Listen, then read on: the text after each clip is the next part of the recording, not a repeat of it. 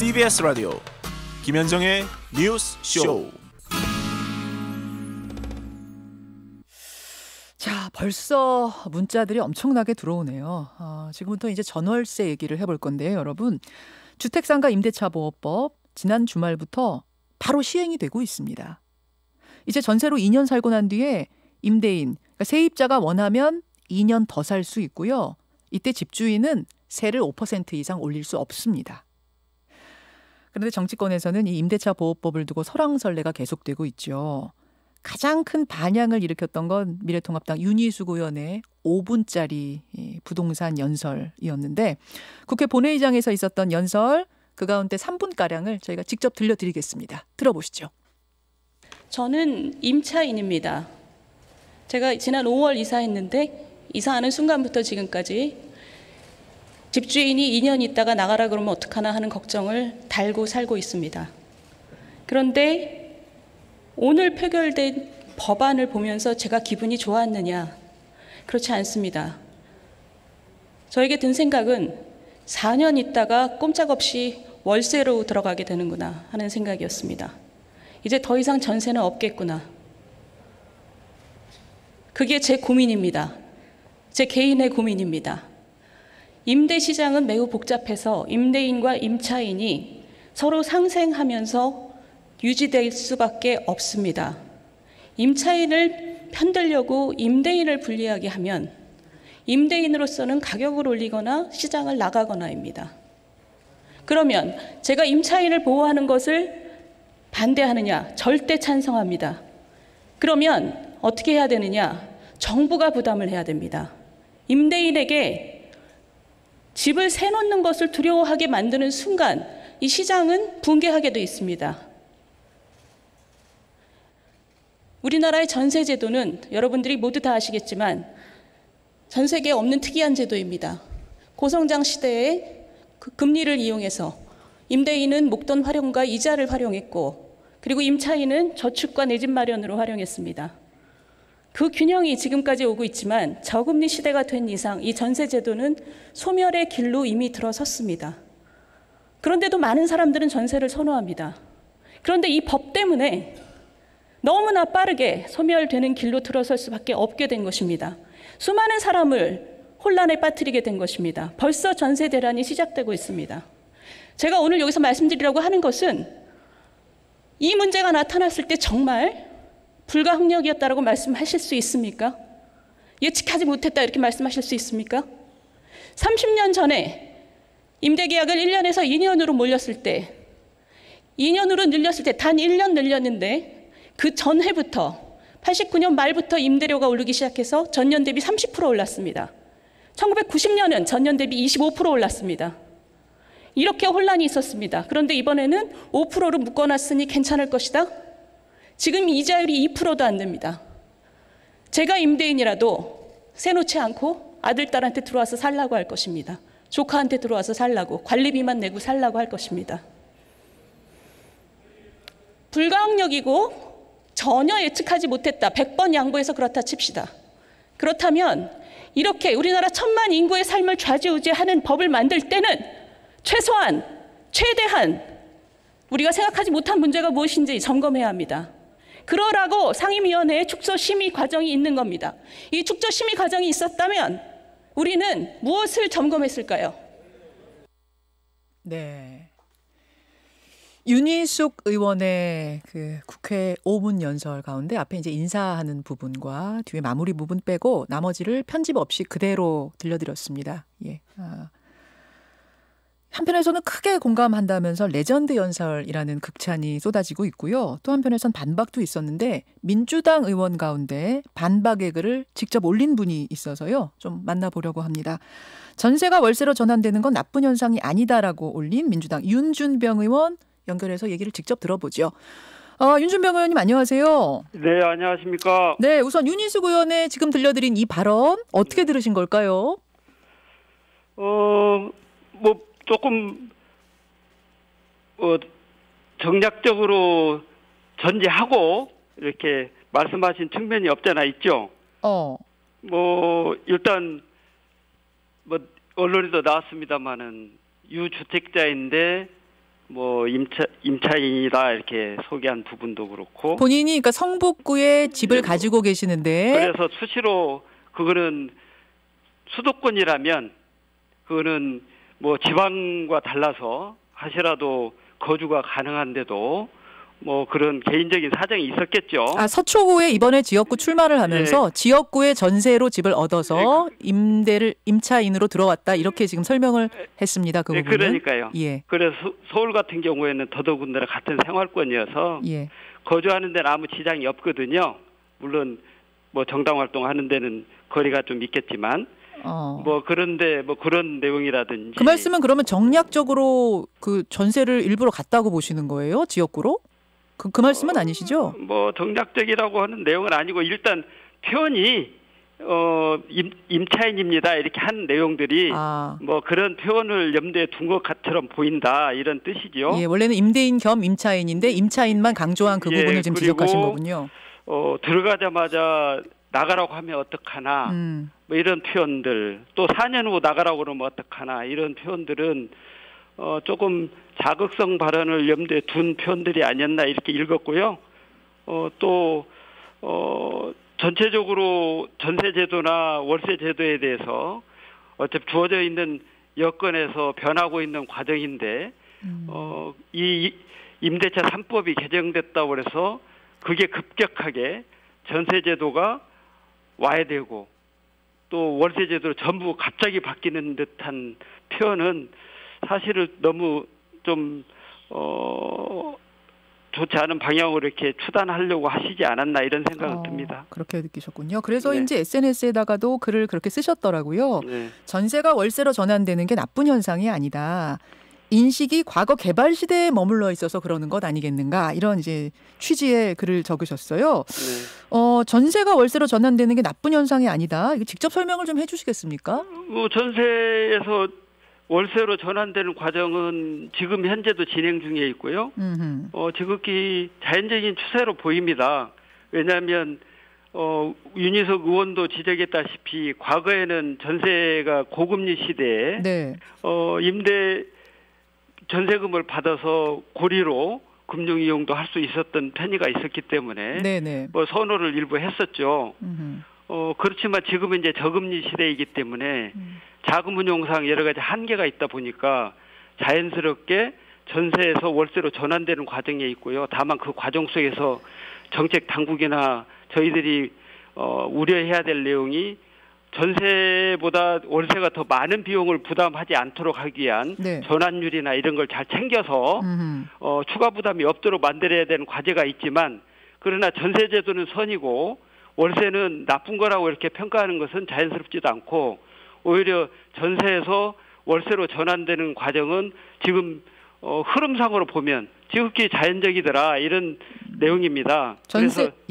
그래서 전세에서 월세로 전환되는 것이 그렇게 나쁜 현상은 아니고 자연적인 흐름이다. 지금 현재 주어져 있는 추세에 맞춰서. 이게 근데 어쩔 수 없는 추세라고 쳐도 연착륙이냐 경착륙이냐는 아주 다른 차원인데 이렇게 임대차 3법 이번에 시행을 함으로 인해서 조금 더 늦춰질 수 있는 것이 빨리 경착륙, 덜커덕거리면서 이 월세 시장으로 확 전환되는 건 아니냐 이런 우려를 하시는 것 같아요. 뭐 우려는 할 수 있겠죠. 근데 앞으로 이제 뭐 우리 윤희석 의원님이 지적하신 것처럼 4년 후에 어떻게 되느냐가 이제 남아 있잖아요. 4년 후는 저희들이 예측한데는 지금 현재 개혁 입법이 제대로 작동이 되면 주택 보유에 대한 부담이 늘어나서 실소유가 아니면 보유가 억제될 것이고 그러면 실소유에 대한 시장 기능의 공급은 늘어날 것이고 또 세입자는 두터운 보호를 받기 때문에 임대인이나 집주인하고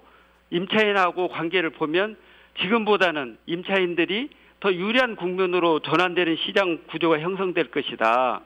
그러면 지금보다는 더 나은 상황이 될 것인데 오히려 그게 더 나쁜 방향으로 전세입자들이 실제 세입자들이 더 열악한 주의에 있을 것으로 이렇게 예단하는 것은 너무 섣부르다 이런 생각을 합니다. 4년 후에 지금 같은 상황이 아닌, 그러니까 세입자에게 훨씬 유리한 환경들이 조성될 거기 때문에 너무 미리 겁먹을 필요 없다, 미리 걱정할 필요는 없다고 보시는 거예요. 네, 그렇습니다.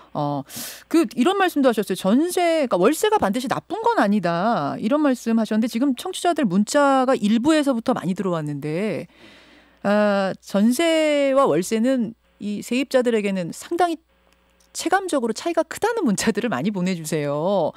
그러면서 윤준병 의원님 혹시 월세 살아보셨냐는 질문도 많이 들어오는데. 당연히 살았죠. 저도 지금도 살고 있습니다. 아, 지금 월세 사세요? 월세집에 사세요? 네네. 아, 월세집에 지금 거주하고 계십니까? 네네. 아, 그러면 월세 상황을 모르시는 건 아니군요. 그럼요. 이런 얘기 지금 들어와요. 예. 뭐 아시겠습니다만 전세는 계약이 끝나면 돌려받는 내 돈인데 네. 월세는 영원히 나가는 돈 아니겠느냐. 예. 현재 월세의 경우에는 연이율 5%, 6% 정도로 계산을 하기 때문에 매달 1억에 한 4, 50만 원 정도로 계산을 하죠. 네. 그러면 4억짜리 전세를 월세로 전환할 경우에는 매달 약 160만 원 정도가 되는 겁니다. 네네네. 만약 수중에 4억이 있는 세입자가 전세로 세를 살 경우에는 한 푼도 매달 안 나가는 돈인데 예. 월세로 살 경우에는 매달 160이 나가는 셈이고 네네. 만약 4억을 전부 대출받아서 사는 세입자라고 치더라도 은행에서 빌리면 연금리가 한 지금 2% 되니까 2% 예. 내면 되는데 예. 집주인한테 월세로 내면은 연금리 5, 6%를 그냥 매달 내야 하는, 이거 큰 손해, 큰 차이인 건데 어떻게 생각하세요? 일단 뭐 전세를 들어가려면 목돈을 마련해야 되는 과정이 있잖아요. 예. 그러니까 그 자체도 힘들고 또 그래서 전세 사시는 분들이 나는 전세 살 때 부담 없이 사는데 오래 살면 매월 들어가니까 부담되는 거 아니냐, 이 판단은 좀 다른 거고요. 다만 이제 전세를 살 때 예. 전세 살 때 뭐 총체적인 비용하고 예. 월세 살 때 총체적인 비용이 갭이 있다 현실적으로. 그래서 월세가 좀 더 부담이 많은 것 같다, 또 많다, 이렇게 지적하시는 거 그거는 부분적으로 맞다고 생각합니다. 예. 그래서 정부에서 그 부분들 전세의 월세 전환율 이렇게 평가하죠. 네. 그 월세 전환율이 전세와 월세 간에 차이가 없도록 또 부담이 없도록 이렇게 만들기 위해서 전환율을 정합니다. 물론 시장에서 규정하고 좀 갭이 있을 수 있는 시차가 있겠지만, 근데 지금 이제 규정상으로는 4%가 전세에서 월세 전환율입니다. 근데 시장 기능에서는 한 6% 돼요. 맞아요. 6% 돼요. 그러니까 그거를 4%로 준수하도록 맞춰가야죠. 아, 그럼 그것도 이번엔 안 들어있지만 월세 전환율 4% 안 하면 뭔가 더 강하게 규제하는 쪽으로 간다는 말씀이세요? 일부 지금 우려하시고 계시는 내용이 지금 전세 살고 있는데 반전세로 바꾸면 어떠냐, 예. 월세로 바꾸면 어떠냐 이렇게 걱정하시잖아요. 예. 근데 월세에서 반전세로 바꾸거나 전세에서 월세로 바꿀 때는 네. 규정에 4% 전환율을 적용하지 않으면 그건 안 되도록 돼 있거든요. 근데 지금은 은행 금리 아시겠지만 은행 금리는 2%대거든요. 그보다 더 낮은 곳도 있고 거의 0으로 수렴해 가고 있는 상황이라 사실 사라고 해도 이게 낮은 건 아니에요. 맞아요. 그렇지만 지금 현재 그런 내용들을 맞춰가고, 물론 시차적으로 좀 있겠죠. 전세 금리에 이제 맞춰가는 시장 기능이 있을 텐데 월세와 전세 간의 갭이 생기는 내용은 규정으로도 그렇게 예전보다 훨씬 낮추도록 의무화돼 있고, 또 앞으로도 그 내용 전세 전환율을 통해서 전세와 월세 간의 갭을 어떻게 더 현실화할 것이냐 하는 문제는 남아있지만 그러나 그 갭을 줄여가는 노력을 계속 해야 되지요. 그래서 그 갭을 맞춰가는 것이지. 그래서 전세는 유리하고 월세는 불리하다 기본적으로. 요거는 좀 다른 차원의 얘기라고 생각합니다. 전세는 그러니까 월세가 전세보다 더 불리하다라는 생각이 없어지도록 그 갭을 줄여가겠다 지금 그 말씀이신 것 같고요. 네. 지금은 4% 정도로 규정되어 있지만 실제 시장은 6% 정도 받고 있어요. 아까 제가 말씀드렸다시피 1억에 한 4, 50만 원으로 계산해서 받거든요. 집주인들이. 그래갖고 4억짜리 월세를 산다 치면은 매달 한 160만 원을 내야 되니까 이게 월급쟁이들한테 보통 일이 아닌 거예요. 맞아요. 전세일 경우하고는 천지 차이로 지금 사실은 체감이 되는 건데 그럼 이거를 지금 6%인 걸 4%로 하고 심지어는 은행 금리에 맞춰서 한 2%까지 더 낮춰야 된다고 생각하세요? 시장 기능에 맞게끔 부담이 전세입자하고 월세입자하고 부담이 결과적인 부담이 네. 차이가 안 나도록 만들어야죠. 예. 지금 법은 그렇게 안 돼 있잖아요. 그럼 지금 그것도 4%로 돼 있으니까. 그러니까 2%까지 더 낮추는 쪽으로 그런 법을 또 새로 만들. 그런 검토들을 이제 추후에 또 해야죠. 그게 부작용이라면. 예, 알겠습니다. 그런 것도 추후에 검토해서 이런 부작용이 없도록 후속 조치를 하겠다 그 말씀. 네. 다시 한번 말씀드립니다, 여러분. 임차인, 세입자 보호하자는데 여기에 문제 제기할 사람은 아무도 없을 거예요. 그거는 문제 제기해서도 안 되고, 다만 부작용 없이 진짜로 세입자들이 보호가 돼야 되는데 이게 그렇게 되지 않을까 봐 이제 그게 걱정인 건데, 아까 윤희수 의원 연설 중에 이런 것도 있었어요. 이렇게 제한을 해버릴 경우에는 차라리 그냥 우리 자식한테, 친척한테 세 주고 관리비만 받자, 이런 사람들이 생겨버릴 거다. 그래서 새가 씨가 말라버릴 수도 있다. 뭐 이건 어떻게 생각하세요? 그 극단적인 편이시죠. 집을 가지고 있고, 물론 다주택자인 경우에는 보유 부담이 늘어나서 거기에 부담의 내용들을 어떻게 해소할 것에 대한 고민을 하시겠죠. 예. 근데 그조차도 지금 부담이 돼가지고 고민을 하는데 수입을 전혀 안 받고 그냥 같이 나눠 쓰겠다. 이런 극단적인 선택을 하시겠어요? 합리적인 분이라면. 그건 극단적인 예다 이 말씀이시고, 예. 세 안 놓고 그냥 우리 가족 주자, 이거는 극단적인 예일 거다 말씀이시고. 그러죠. 또 하나는 4년 계약 후에 신규 세입자 받을 때 네. 세를 대퍼 걸리지 않을까, 이 걱정들을 제일 많이 하시는데요, 세입자들이. 그건 어떻게 보십니까? 저는 4년 후에는 훨씬 더 세입자들에게 더 시장이 유리한 방향으로 변하리라고 생각합니다. 지금도 주택 보유가 강화되면 아무래도 실수요자들 위주로 주택이 개편될 거고요. 그러면 주택 공급은 자연적으로 거래되는 과정에서 많이 나오지 않겠습니까? 그리고 또 임차인과 임대인 관계 속에서도 아무래도 공급이 늘어나면 네. 수요자들이 유리한 국면이 되겠죠. 예. 그럼 세입자들이 훨씬 더 유리해지지 않겠습니까? 그러면 자연스럽게 지금보다는 더 유리한 국면으로 협상을 할 수 있고 계약이 더 유리한 방향으로 내용이 결정될 거라고 기대를 합니다. 그러니까 4년 뒤에는 공급이 아파트가 훨씬 넉넉해, 물량이 많아질 거기 때문에 지금보다 환경이 나아질 거다. 진짜 그렇게 됐으면 좋겠어요. 그렇게 되도록 만들려고 노력하고 있습니다. 예, 이 정책이 좀 잘 먹혀서 그렇게 됐으면 좋겠고. 예. 다만 이런 문자 지금 많이 옵니다. 월세 부작용이 발생하면 그럼 월세도 2%까지 받도록 뭐 제한하는 법을 고민하겠다 그러셨는데, 그런 부작용에 대한 고민을 이번에 같이 해서 아예 부작용 부분도 보완해서 법을 만들었으면 어땠겠느냐, 이런 문자예요. 물론 이제 뭐 한 술에 다 배부를 수는 없죠. 또 그동안에 왜 이거 이렇게 조급하게 했냐, 축조심의도 안 하고 이런 지적도 하시던데, 20대 국회 내내 부동산 안정시키려고 입법 개혁하려고 노력을 많이 해온 것도 다 아시잖아요. 네. 그런데 그거 못 했잖아요.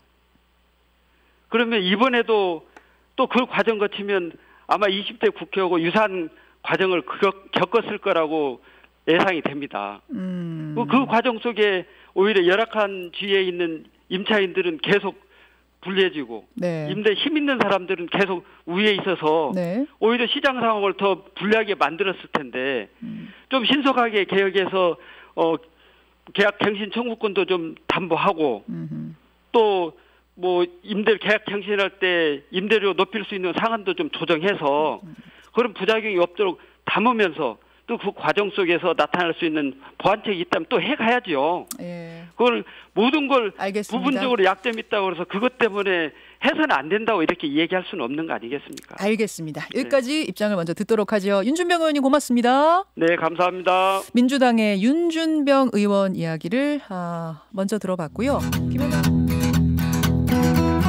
김현정의 뉴스쇼는 청취자 여러분의 참여로 이루어집니다. 트위터, 페이스북, 레인보우 게시판, 그리고 단문 50원, 장문 100원의 유료 문자 샵 1212, 우물정 1212 통해 참여하실 수 있습니다. 김현정의 뉴스쇼, 여러분과 함께 만듭니다.